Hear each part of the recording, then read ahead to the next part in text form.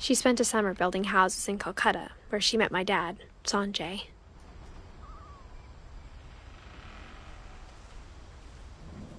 My mom moved to India a week after graduation and got a job teaching English.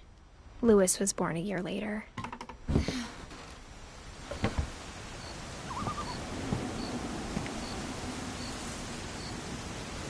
When my dad died, I don't think Mom knew where else to go. I'm sure Edie was happy to have her back. And to see kids in the house again. The house had to get a little bigger, but Edie was used to that. And for a while, things were good. Almost normal. But it didn't last.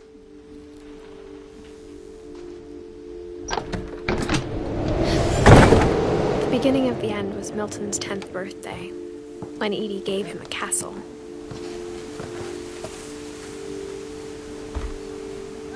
After Milton disappeared, the only thing he left behind was a room full of paintings.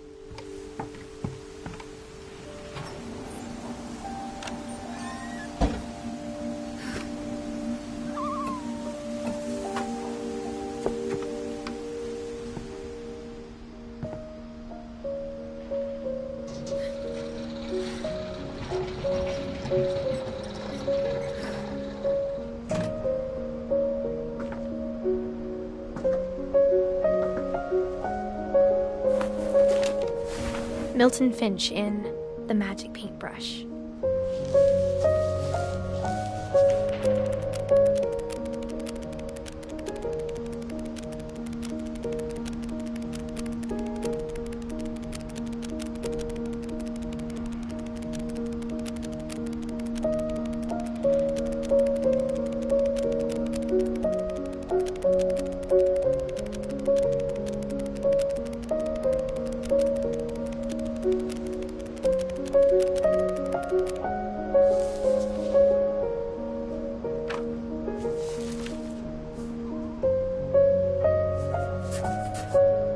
I was 4 when Milton disappeared.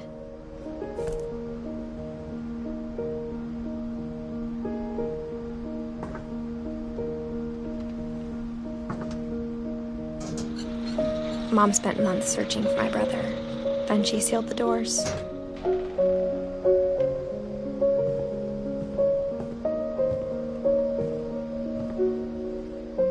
Whatever Milton had found in the house, Mom didn't want it getting out.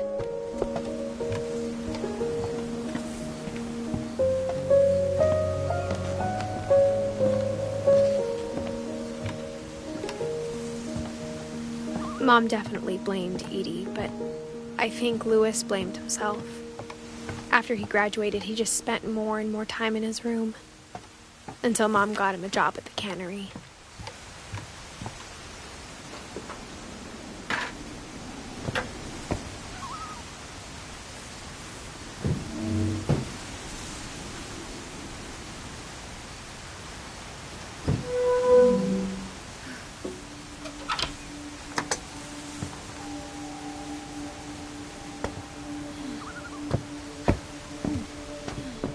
Louis's room smelled very, very familiar.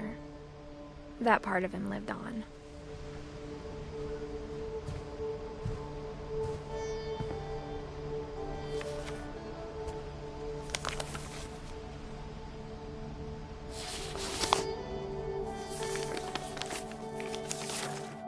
Dear Mrs. Finch, as Louis's psychiatrist, I can understand your desire for an explanation.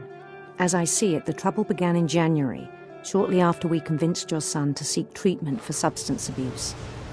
Newly sober, I believe Louis first noticed the monotony of his daily life.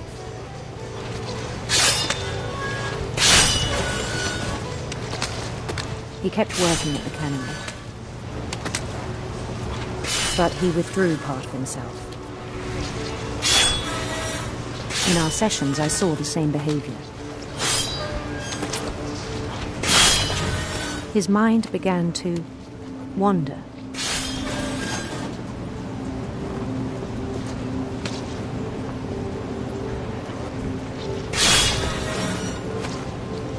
I asked him to describe it. He said he started small, imagining a labyrinth. He'd feel his way about.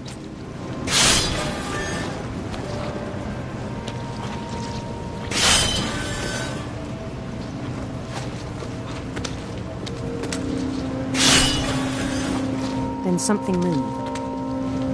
Bats. And toads.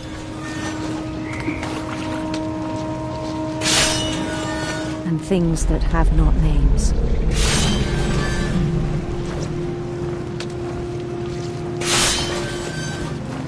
He knew it was all in his head. But he took it very seriously. I had hoped he'd find himself.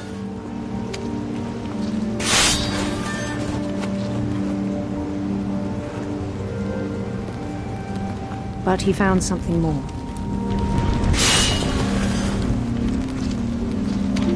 I worried about him then, daydreaming at the cannery. I spoke with his boss.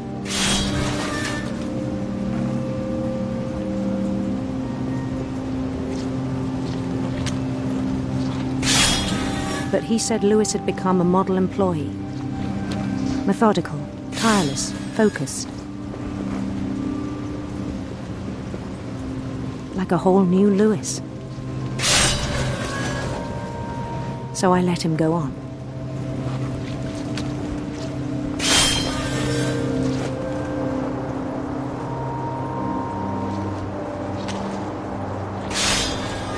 I even encouraged him. It seemed very promising at first. He told me he'd made a new friend.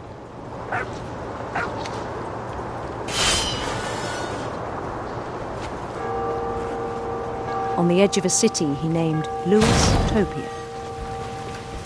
He built the city up slowly, brick by brick. Then he made musicians.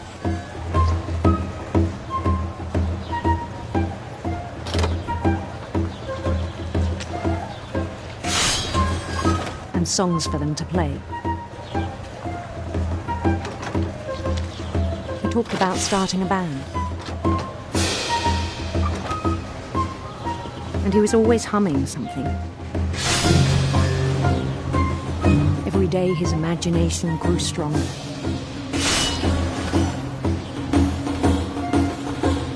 He no longer spoke at the cannery.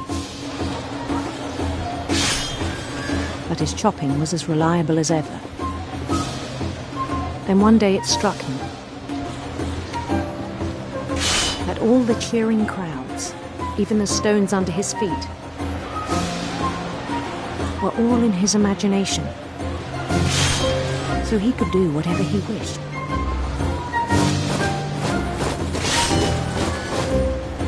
He held an election for mayor, and he won. They begged him to stay, but his mind was already wandering. It became a game for him.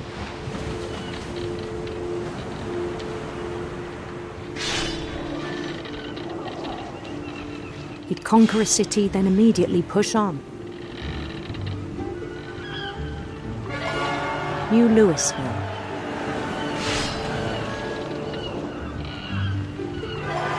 St. Louis. He started drifting away from our reality.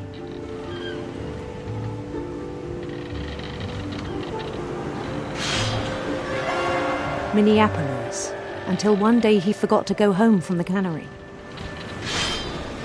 Even as his mother pleaded with him, part of Lewis kept sailing on.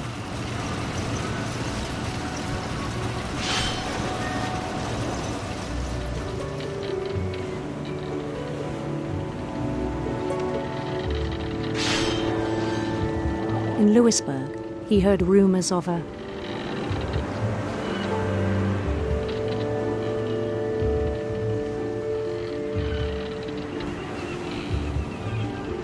Handsome queen.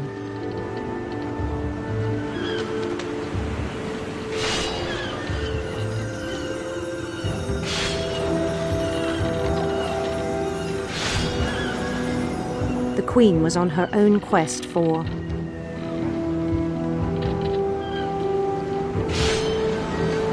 radiant rainbows.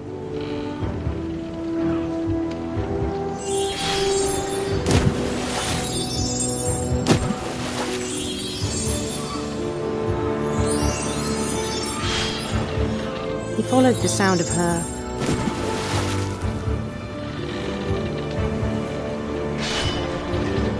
silver harp.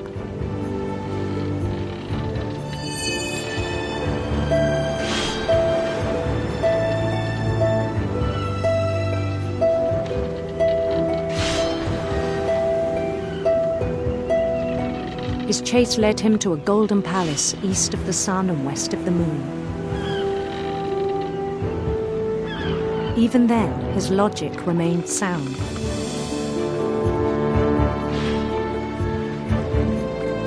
He knew the world was all in his imagination.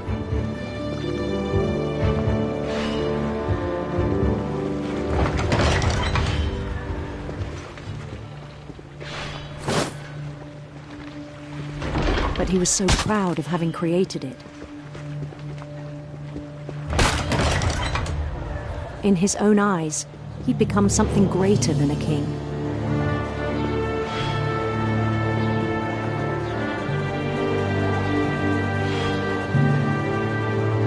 For someone who'd never known success in the real world, I think it was overwhelming.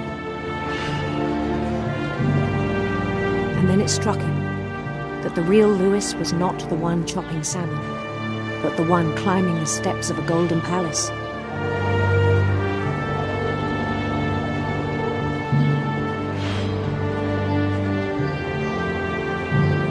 My imagination is as real as my body, he told me. It was hard to argue with him.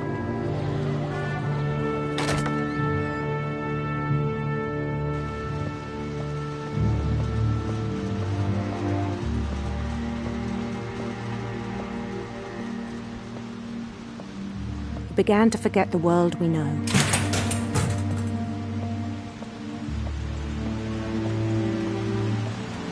I think it pained him to remember Lewis, the cannery worker.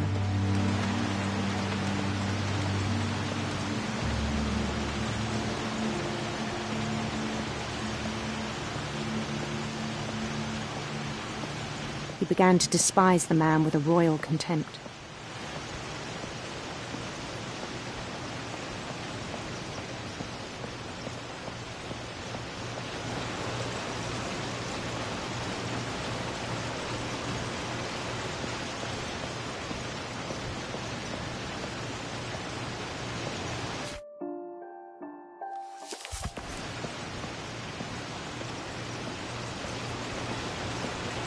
I still thought I could save him.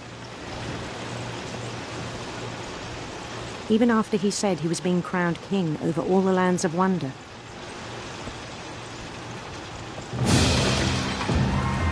The palace would be packed with his companions.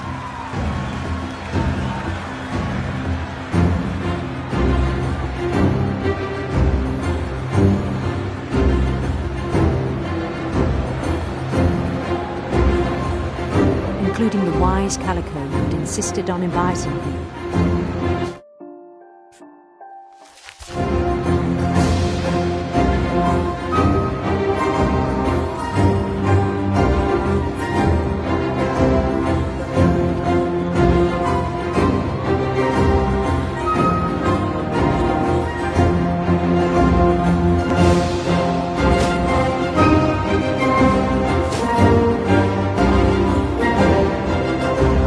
His queen waited, holding his crown.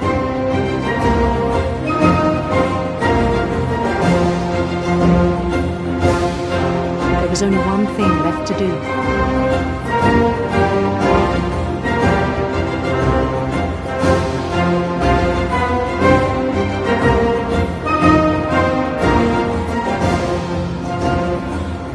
Bend down his head.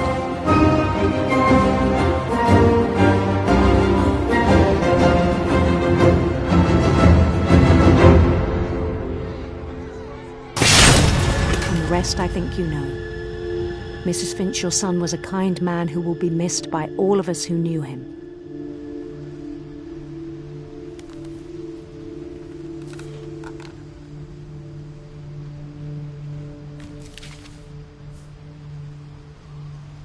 My brother was really cool.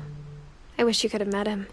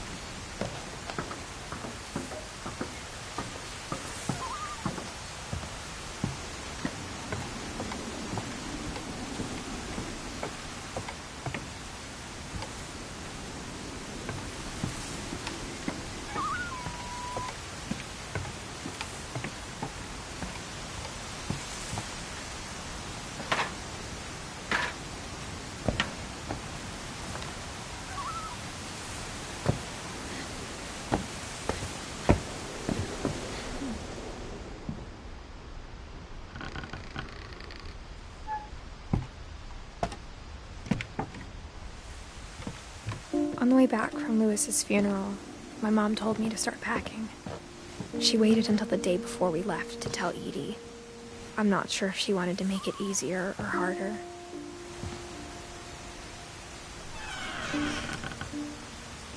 I wish we'd stayed. But I understand why we left.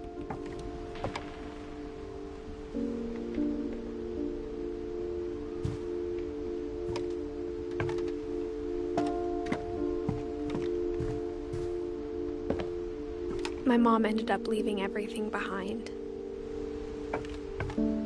What happened that night had been coming for a long time. Maybe it should have come sooner.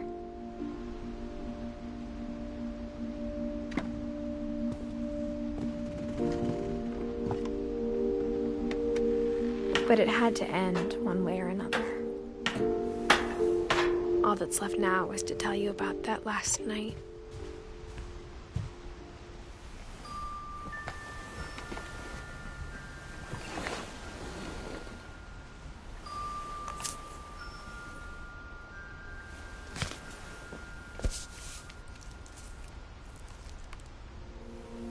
That whole last day, Edie just watched us pack and didn't say a word.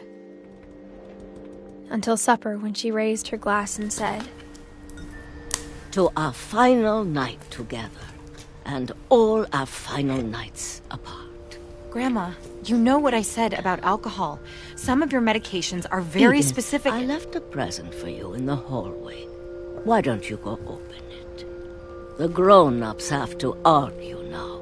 I'm sorry, you're right. We're all leaving tomorrow. Let's just enjoy our last... I'm not leaving. Edith, you're excused.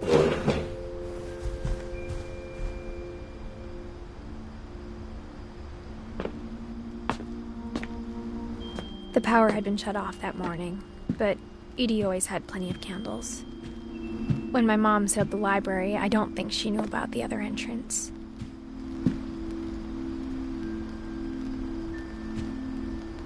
Or that Edie had a key to it.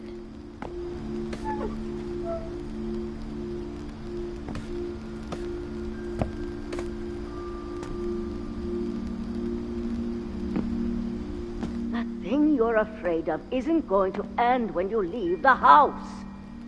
Edith has a right to know these stories. My children are dead because of your stories. I think it's best if Edith and I leave tonight. We'll have the nursing home send a van for you in the morning. Okay? Dear Edith, there's so many stories I wish I could tell you, but there's only time for one. This is about what happened on the night you were born. That night, the tide went way, way out. It was the first and last time I ever saw the old house aground.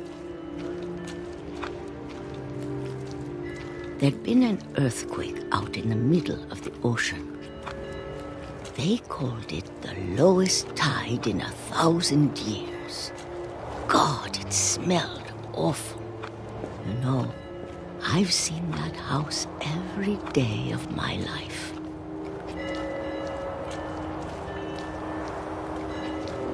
But I never thought I'd go back to it. When the fog rolled in, I lost my way.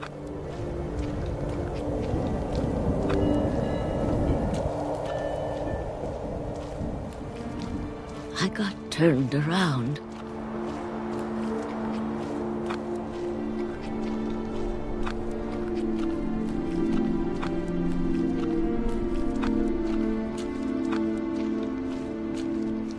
For a while, I wandered. I started seeing things.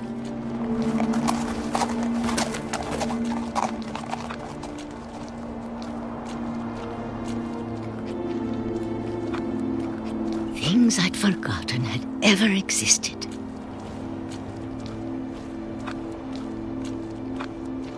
But when I saw them, they felt like old friends. That night, a lot of things came back to me. Or maybe I came back to them.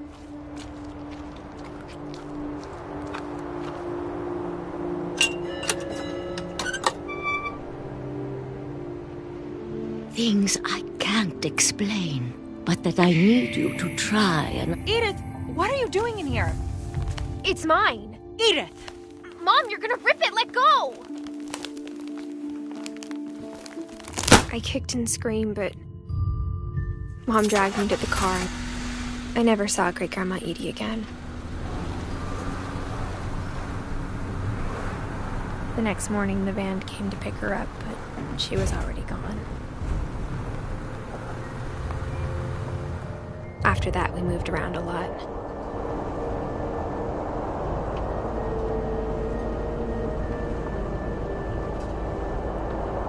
We both tried to make the best of it.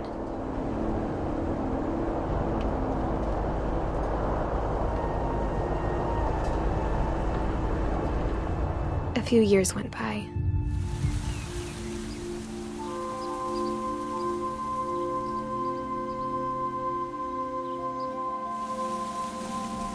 My mom didn't like to talk about it, but she started getting sick a lot. The rest happened pretty quickly. She got better for a while, and then she didn't.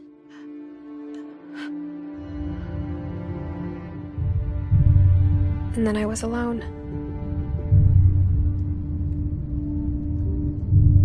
The last Finch left alive.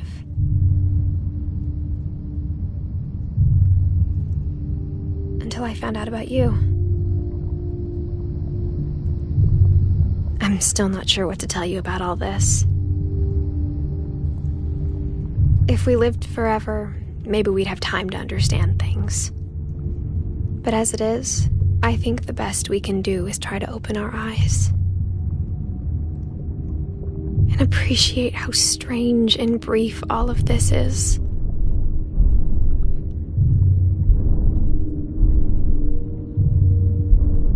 This journal was supposed to be for you. But now I hope you'll never see it. I just want to meet you and tell you all these stories myself. But I guess if you're reading this now, things didn't work out that way.